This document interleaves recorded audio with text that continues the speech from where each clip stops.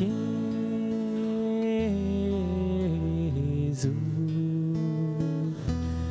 ou femme tant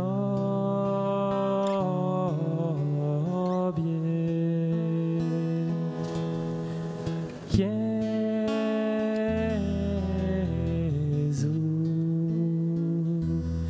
ou femme tant bien, Jésus,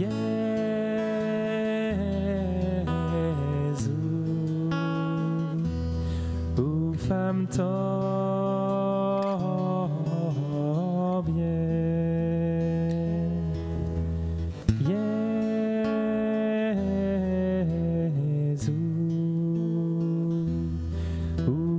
tant bien,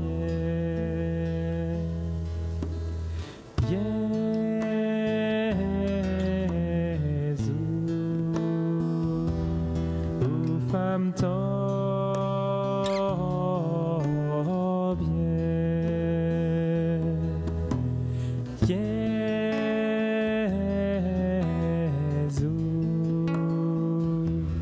ou femme tant bien,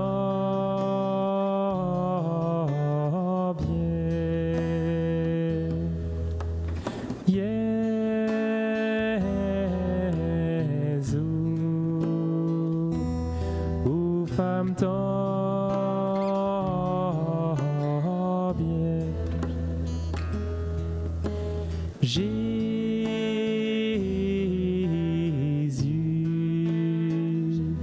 j'ai confiance en toi. Jésus,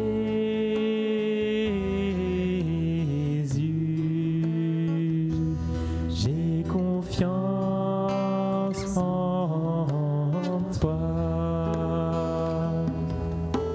Jésus,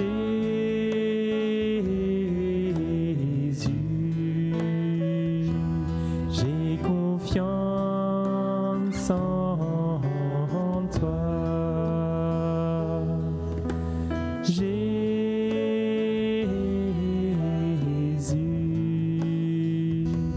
j'ai confiance en toi.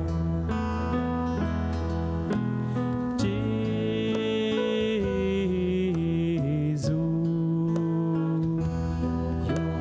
fido in te.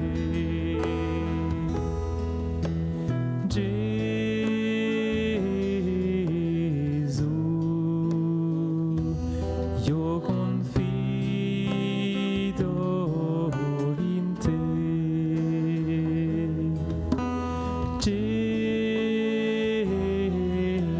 Gesù,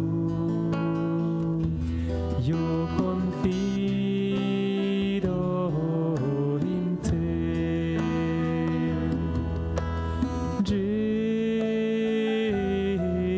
Gesù, io confido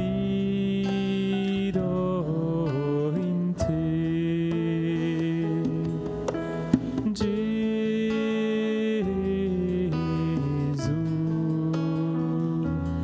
io confido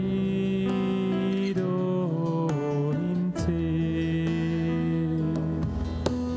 Gesù,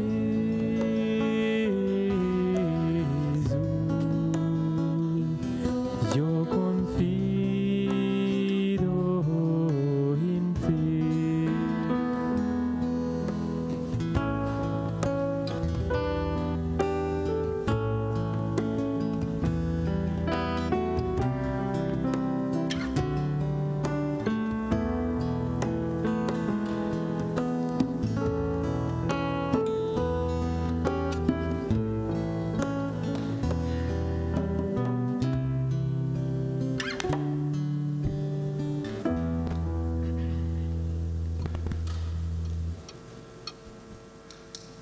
Voilà, dans cette demi-heure, je vous propose de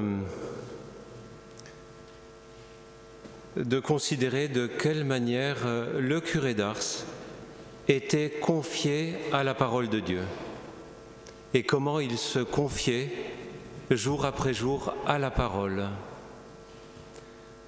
C'est Monseigneur André Duplex qui aurait dû assurer cette conférence. Il s'en réjouissait beaucoup, mais sa santé ne le lui permet pas.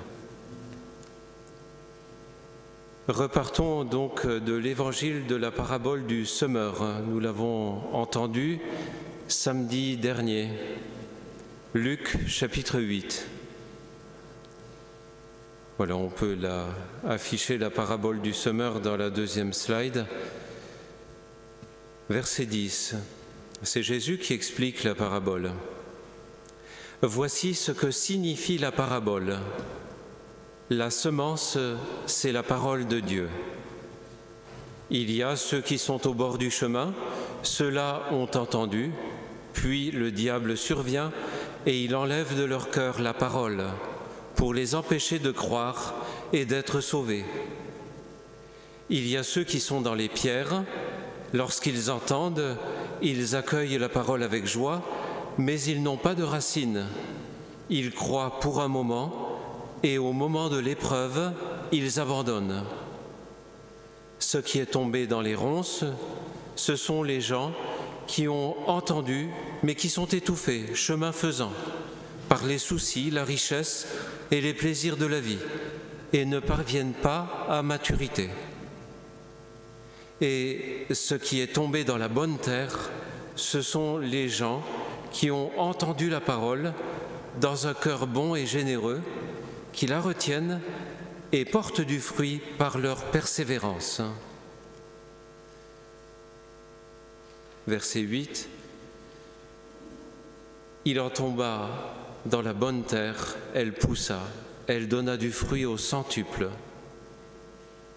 Disant cela, il éleva la voix, celui qui a des oreilles pour entendre qu'il entende. Eh bien, ce que l'on peut dire, c'est que cette parabole du semeur s'est réalisée ici à Ars, autour de la personne du curé d'Ars. Cela s'est réalisé. La parole a donné du fruit au centuple.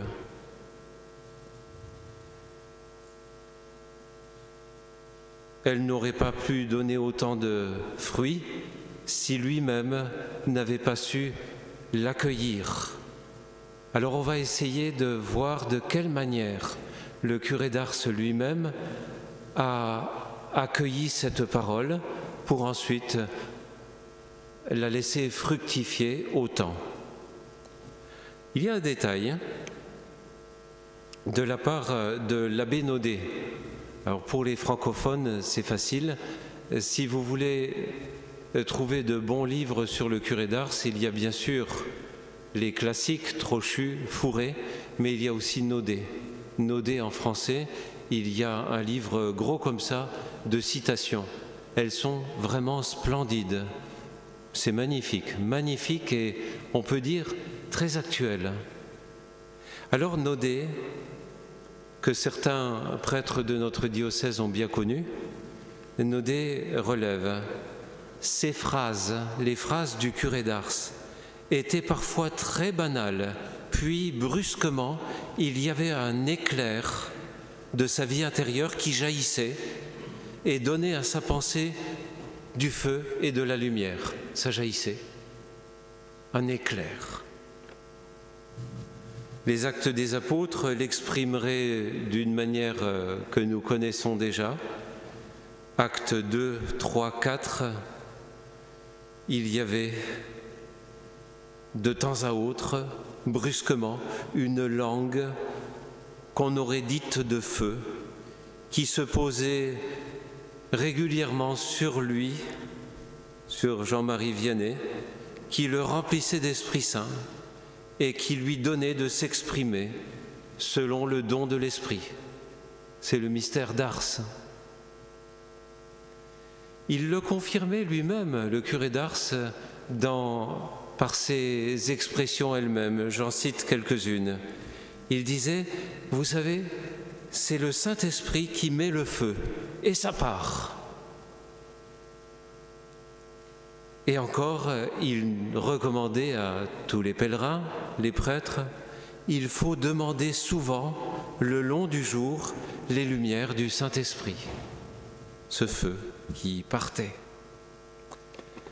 Le prédicateur, le fameux prédicateur, le dominicain Lacordaire, grand prédicateur de la cathédrale Notre-Dame de Paris, était passé assister à une de ses catéchèses de 11h le matin. Chaque jour, il avait un catéchisme pour les adultes et il expliquait la parole de Dieu. Après avoir assisté à une de ces catéchèses quotidiennes, il se tourne vers le curé d'Ars et il lui dit « Vous m'avez appris à connaître le Saint-Esprit. »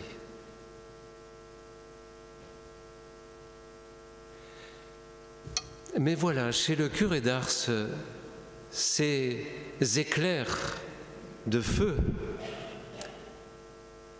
n'étaient pas de l'ordre magique. Il expliquait, il parlait d'un exercice, d'un moyen pour entretenir le feu et pour allumer le feu dans le cœur des fidèles. Je le cite. Donc c'est la 3e slide.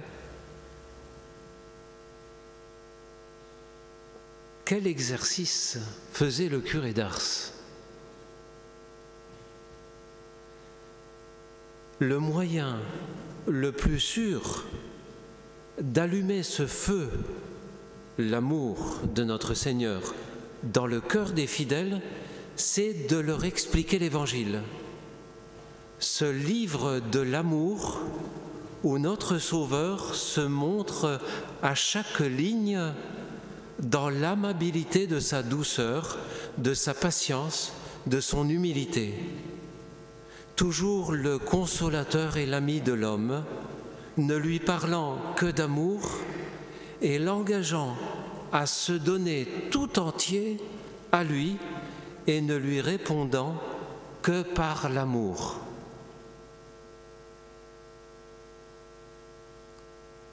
Si le but pastoral est bien d'allumer le feu dans le cœur des fidèles, le moyen le plus sûr, l'exercice du curé d'Ars, l'exercice personnel et l'exercice pastoral, c'était de faire l'expérience de l'accueil, de l'écoute de l'Évangile et ensuite de l'expliquer aux fidèles. C'est net, hein? C'est clair. Alors il y a 200 ans, avant Dei Verbum, c'est quand même, c'est relevable.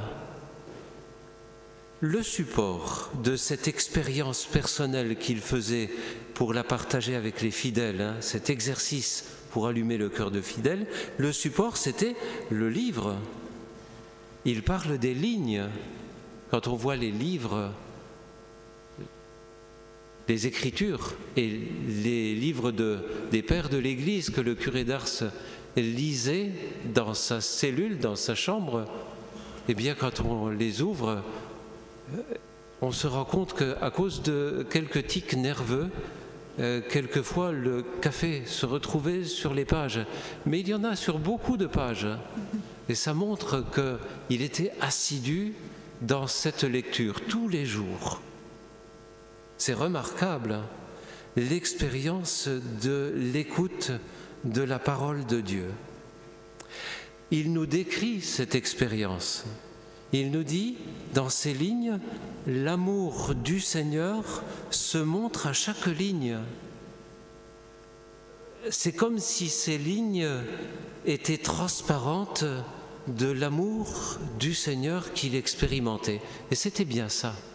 La transparence des lignes de l'Écriture, le lieu de dévoilement, où le Seigneur dévoile son amour. La manière du dévoilement du Seigneur que le curé d'Ars expérimente, il dit « Quand je lis ces lignes, le Seigneur se dévoile par l'amabilité. Il a une manière aimable de me livrer sa parole. La manière, c'est aussi la douceur. et la patience et l'humilité, l'expérience du curé d'Ars dans l'accueil de la parole de Dieu. Au fond, il nous dit, comment se dévoile cette parole? Eh bien, c'est une parole, c'est un verbe éternel qui, en fait, en regardant bien dans la transparence des lignes, plus qu'un livre, plus qu'une parole, c'est une personne qui se dévoile au travers de ces lignes, une personne qui nous console. Expérience consolante de la Lectio Divina chez le curé d'Ars. Et alors, il enfonce le clou et il dit, c'est là que je fais l'expérience qu'il est vraiment l'ami de tout homme. Il devient mon ami, il se révèle comme mon ami et il devient l'ami de mes confrères, de mes paroissiens, de mes pèlerins, l'ami de tout homme. Il se dévoile comme l'ami qui me parle. Verbe d'amour et de miséricorde. Il va encore plus loin pour encourager les fidèles dans cette expérience de l'écoute de la parole. Il dit, cet ami ne lui parle que d'amour. Que d'amour, c'est un jaillissement d'amour, seulement d'amour qui prend des formes variées dans les expressions écrites de la parole, mais ce n'est que de l'amour. L'objectif de ce dévoilement de la parole, l'objectif aussi, la finalité de cet exercice d'accueil de la parole, eh bien le Seigneur, à travers cet exercice, va susciter une réponse d'amour par un engagement toujours plus grand de toute la personne. Je vais apprendre à répondre à l'amour par l'amour et que par l'amour. Quel cheminement! Quand j'ai découvert cette citation, je me suis demandé comment le curé d'Ars avait pu dire tout cela avant Vatican II. Et je revois ma copie en ayant écouté le frère Enzo cet après-midi. C'est l'exercice de tous les saints, en fait, dans toute la grande tradition de l'Église.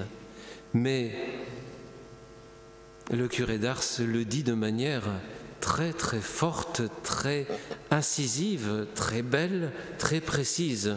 Je reprends cette citation parce que c'est elle qui a inspiré aussi le titre de notre retraite.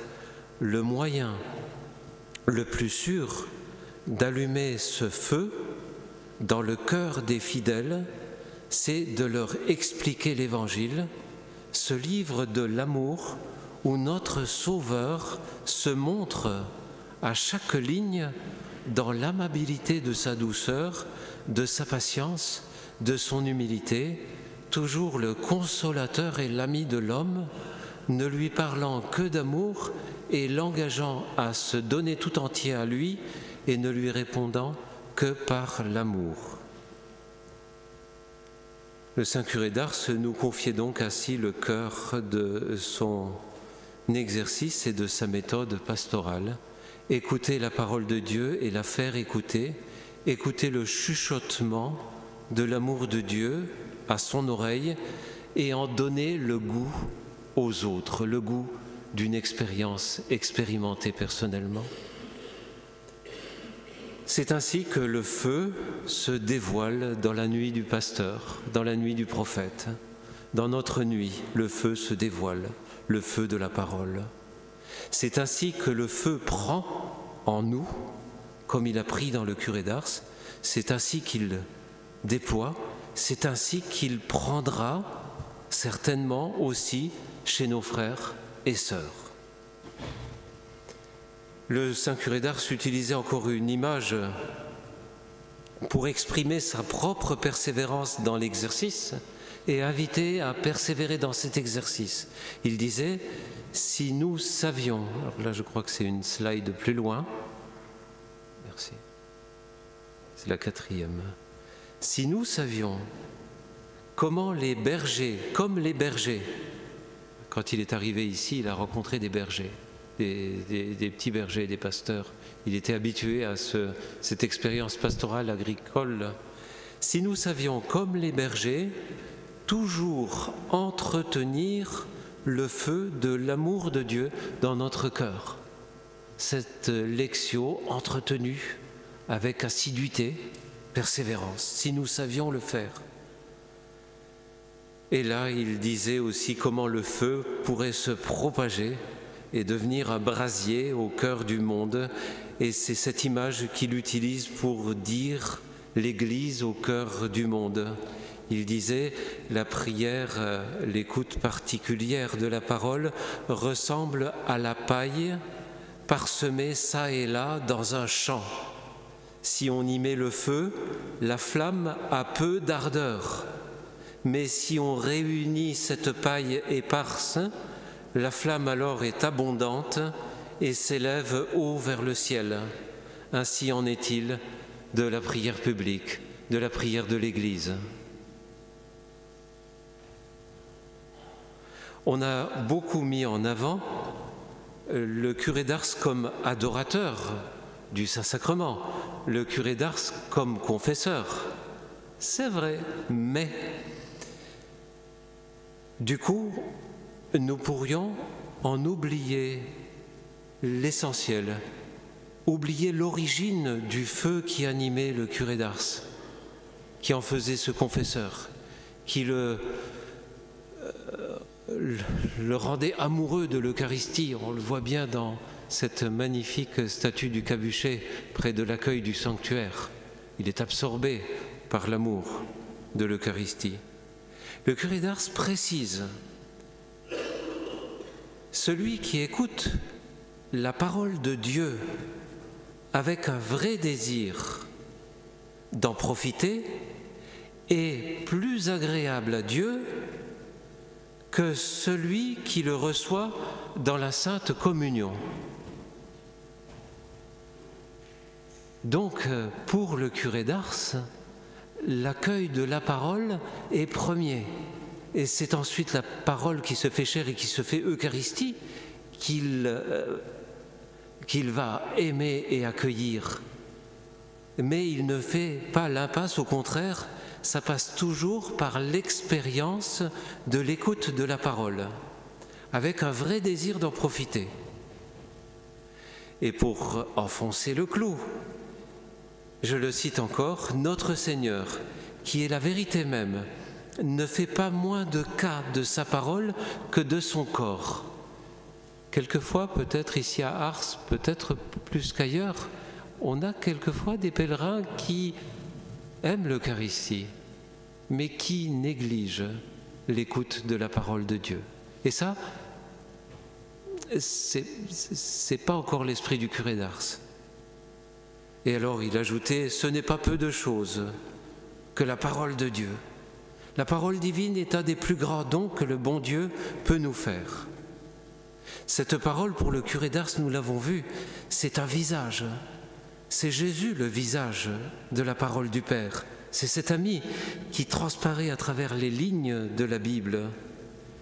Et nous le recevons dans l'Esprit Saint. Mais si nous ne le contemplions pas en 4 dimensions à travers les 4 évangiles et les écrits du Nouveau et du Premier Testament, nous ne saurions peut-être pas bien rencontrer ce même visage qui se donne à nous dans l'Eucharistie. Du coup, nous lisons et écoutons les Écritures pour en discerner toujours mieux la beauté des traits du visage de Jésus, l'ami, le consolateur. Depuis le Concile Vatican II, Dei Verbum, la Lectio Divina, lecture priante de la parole de Dieu, devient ou est appelée à devenir un style de vie du peuple de Dieu.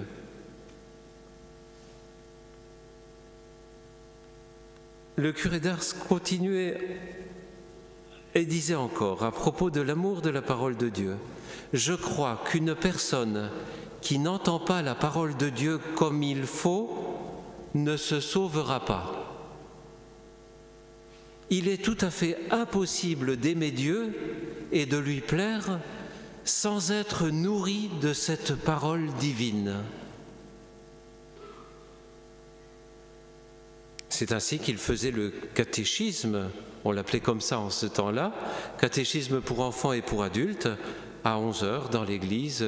Tous les jours, vous verrez dans la petite église historique la chaire du caté. Vous verrez la chaire de la prédication, de l'homélie, en haut à gauche, et à droite, ne manquez pas, pas loin de la Vierge Marie, la chaire de laquelle il faisait le caté des adultes tous les jours à 11h. Ces expressions me rappellent des expressions d'autres grands confesseurs. J'ai eu le bonheur de vivre à San Giovanni Rotondo assez longtemps et j'ai découvert cela, Saint Pio de Pietrelcina, qui inculquait à plusieurs curés du sud de l'Italie que j'ai rencontrés, que j'ai connus. Il inculquait à ces curés du sud de l'Italie, dès les années 40, le partage sur les passages bibliques de l'office des lectures avec la communauté paroissiale de bon matin. Et il disait à ces curés: tu ne peux pas prendre ton petit déjeuner de manière égoïste. Partage le bon pain de la parole avec ton peuple. C'est fort, hein ? Ainsi, les paroissiens, j'ai connu des paroisses telles, fréquentent et fréquentent encore aujourd'hui la parole qui venait de Dieu tous les jours. Et ces paroissiens se laissaient interpeller avec leur curé pour répondre à la parole à partir de leur liberté propre. Dans ce dialogue quotidien et communautaire partagé, le fidèle n'est pas seulement porté à confesser l'amour de Dieu qui transparaît à travers ces lignes, mais confronté à la parole, dans cette relation et ce dialogue de miséricorde, il en arrive au cœur de la communauté à confesser ses carences d'amour. Sa manière d'être devient alors la confession, en écoutant, en faisant une lectio divina partagée avec les frères, face à la parole avec les frères, comme nous disait le frère Enzo. Ainsi, continuellement, le fidèle éprouve la nécessité de partager cette confession avec des frères et sœurs, et puis régulièrement, il éprouvera aussi la nécessité de confier ce qui est essentiel, ce qui est profond dans sa contrition, à un ministre du pardon sacramentel. Confession face à la parole. Ainsi, le Saint curé d'Ars nous pose la question: quel cas faisons-nous comme prêtres de la parole de Dieu? Et il nous montre de quelle manière il se sentait confié à la parole de par son ministère et comment il en vivait jour après jour pour partager cela. Et puis l'autre question: quel cas fais-tu de la parole de Dieu au quotidien, personnellement et de manière communautaire pour enrichir la vie sacramentelle et le sacrement comme source et sommet? Il va encore plus loin, le curé d'Ars, et je le cite, c'est la dernière slide, je crois. Vous m'excuserez d'avoir cité ce passage, mais nous n'avons jamais pensé que nous commettions une espèce de sacrilège lorsque nous ne voulons pas profiter de cette parole sainte. Sacrilège de ne pas profiter de la parole sainte, de ne pas faire cet exercice. C'est très beau d'entendre le témoignage du curé d'Ars sur la parole, qui ne savait pas séparer la table eucharistique de la table de la parole.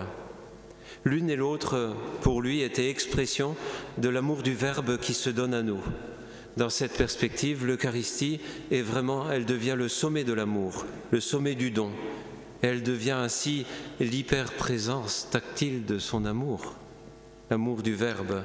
Ainsi, le curé d'Ars concluait, il n'y a rien de si grand que l'Eucharistie. Et les témoignages sont unanimes, nous dit l'abbé Naudet. Il revenait souvent dans ses instructions sur le bonheur. Nous le chantons, quel bonheur! C'est un chant qui a été inspiré de ce bonheur dans les expressions du curé d'Ars. Il revenait souvent dans ses instructions sur le bonheur que nous avons d'avoir Jésus-Christ présent dans la Sainte Eucharistie. Il en parlait avec tant d'onction et de bonheur que souvent son cœur était si attendri qu'il ne pouvait achever ses mots. Ses larmes y suppléaient. Venez à la communion, venez à Jésus, venez vivre de lui afin de vivre pour lui. Il restera avec nous non seulement pour nous consoler, mais pour se donner à nous, ne faire plus qu'un avec nous. Notre âme ne peut avoir d'autre nourriture que Dieu lui-même, parce qu'elle doit vivre de l'Esprit de Dieu même, ce verbe complet, nourriture.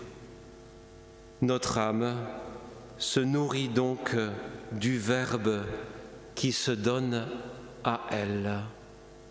Voilà l'esprit du curé d'Ars, un détail, son amour pour la parole, la manière dont il était confié à la parole de par son ministère. Et maintenant, nous nous préparons à célébrer les vêpres.